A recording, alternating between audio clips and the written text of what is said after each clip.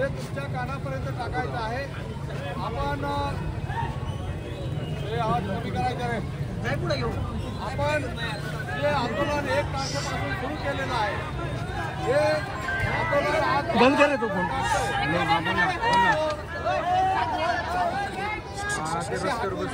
गोंधळ करायला झालेले आहेत ते। असा कोणी गोंधळ करेल बाहेर काढून देणार, त्याचा काय संबंध आहे त्याशी? जे लोक नोकरी शोधतात, जे लढतोय त्याचा खरा प्रश्न आहे, त्याला पाठिंबा द्यायला लोक आले। जो कोणी गडबड करेल बाहेर हाकून द्यायचं। सरकार जरा मागे सरकार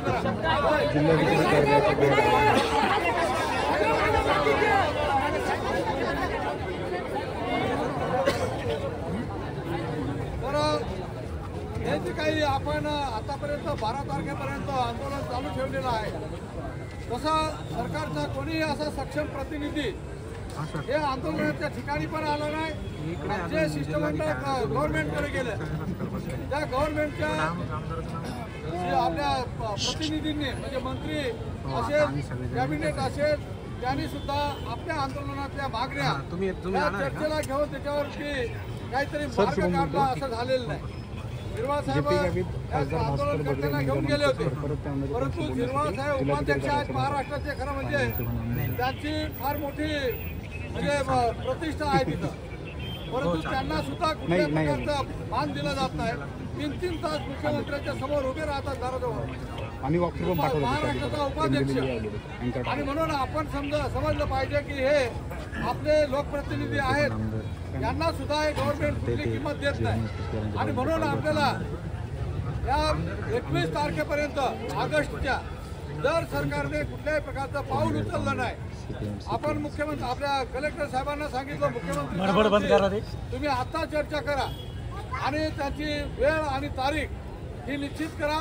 त्या ठिकाणी आंदोलनकर्ते शिष्टमंडळ असतील, काही प्रतिनिधी, त्याचबरोबर खासदार साहेब आहेत, हे डहाणूचे आमदार, आपले इगतपुरीचे आमदार खोसकर साहेब, अजून इतर काही आपले ब्रायन लारा म्हणून कष्टकरी संघटनेचे सर्व ब्रायन लोबो हे कष्टकरी संघटनेचे नेते आहेत। आणि सुप्रीम कोर्टामध्ये जी याचिका दाखल केली त्याचा डिटेल अभ्यास त्यांनी केलेला आहे। आमच्याकडे पण त्यांनी कागद दिले आणि त्या कागदामध्ये सरकारचं किंवा कोर्टाचं म्हणजे कोर्टाचं कुठलाही अशा प्रकारचा ह्या भरतीला स्टे वगैरे कुठलाही नाही आहे। ती केस पण चालू झालेली नाही, परंतु त्याचा निमित्त करून सामान्य प्रशासन विभागाने महाराष्ट्राच्या आपल्या नोकर भरतीवर फक्त पेसालाच बंदी करून टाकली। पेसा क्षेत्रामध्ये बिगर आदिवासी येऊन नोकरी करतोय, त्याला ऑर्डर दिली, तो इथं काम करतोय।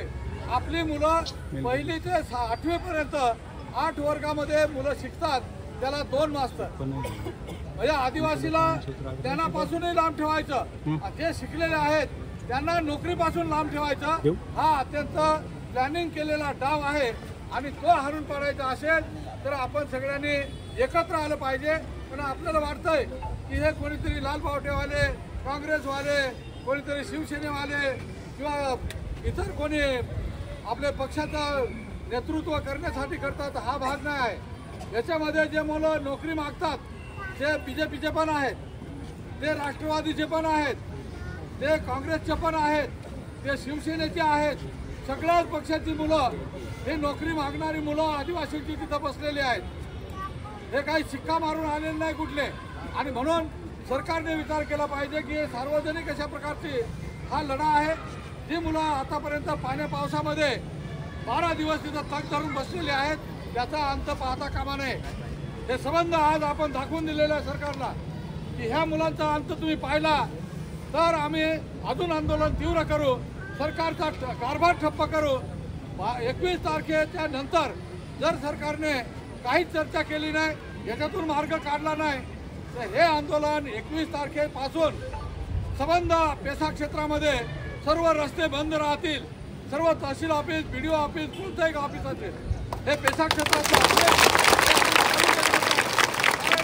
आमच्या पेसा क्षेत्रामध्ये ज्या सरकारने, केंद्र सरकारने बाबासाहेब आंबेडकरांनी ज्या सवलती दिलेल्या आहेत, त्या सवलतीची अंमलबजावणी करताना जर हे वेळोवेळी अडथळे करत असतील तर आम्ही ते चालू देणार नाही।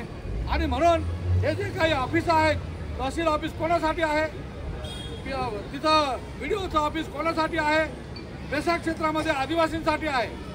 ते ऑफिस जर आम्हाला कुठलीही सवलत आमच्या दारापर्यंत येऊ देत नसतील, हे ऑफिस काही झक मारायचे आम्हाला तिथे ठेवायचं आणि म्हणून हे ऑफिस आपण आता सगळ्यांनी लक्षात ठेवायचं आहे. आता आपण कलेक्टर साहेब हे जिल्ह्याचे प्रशासक आहेत, जिल्ह्याचे नेते आपले अधिकारी आहेत, त्यांच्या मार्फत आपण मंत्रालयामध्ये मुख्यमंत्र्यांना तारीख आणि वेळ मागून याच्यावर चर्चा करण्यासाठी आपण त्यांना सुचवलेलं आहे. व आता आपण ज्या विभागामध्ये आपलं पालन होत आहे, म्हणजे आपले जे पालक आहेत ते आदिवासीचा मंत्री, आदिवासी विकास मंत्री आपले गावित साहेब, त्यांचे खात्याचे कमिशनर, सर्वात मोठी जागा जी आहे आयुक्ताची, ते आयुक्त आपले नाशिकमध्ये राहतात. संबंध आपले महाराष्ट्रातील 13 जिल्ह्यातील बेसाक क्षेत्रातील जे मुलं आलेले आहेत ते आपलं आयुक्तालय आहे म्हणून इथं नाशिकला आलेले आहेत. काहीतरी मार्ग निघेल ह्या अपेक्षेने आलेले आहेत, पण त्या आयुक्तालयातील अधिकारी यांच्याकडे ढुंकूनही पाहिलेलं नाही. आणि म्हणून आता आपण अशाच आपण कलेक्टर आपल्या कमिशनर ऑफिसवर जाणार आहोत, त्यांना आपलं निवेदन देणार आहोत. हे काम आदिवासी विकासचं ऑफिस हे आदिवासींसाठी आहे की बिगर आदिवासींसाठी आहे? त्याच्यामध्ये कर्मचारी आणि अधिकारी आहेत, हे जवळजवळ 75% लोक हे बिगर आदिवासी आहेत. आदिवासीच्या नावावर त्यांना नोकरी मिळालेली आहे. आदिवासींचे पैसे ते वापरतात पगारासाठी, त्यांची प्रगती करतात. पण ज्या आदिवासीसाठी हे ऑफिस निघालेलं आहे, तो आदिवासी मात्र रस्त्यावर बसून आपल्या नोकरीसाठी विनंती करतो, आम्हाला नोकरी द्या म्हणून. ही हक्काची नोकरी आहे, भीक मागत नाही आम्ही.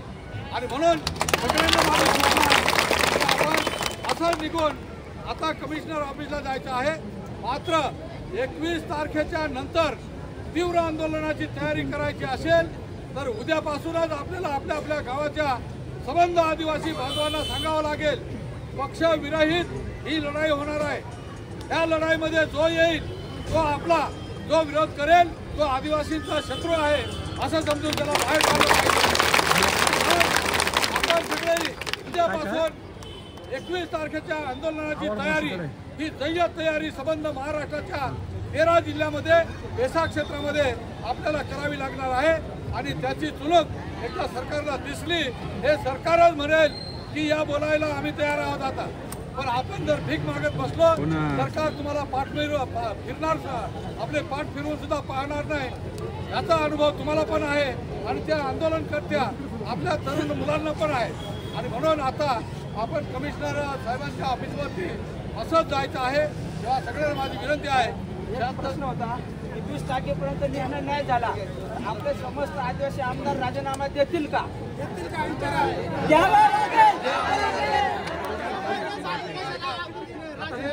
राजीनामा देऊन सामील व्हा आंदोलनाबरोबर. हो, आम्ही दिले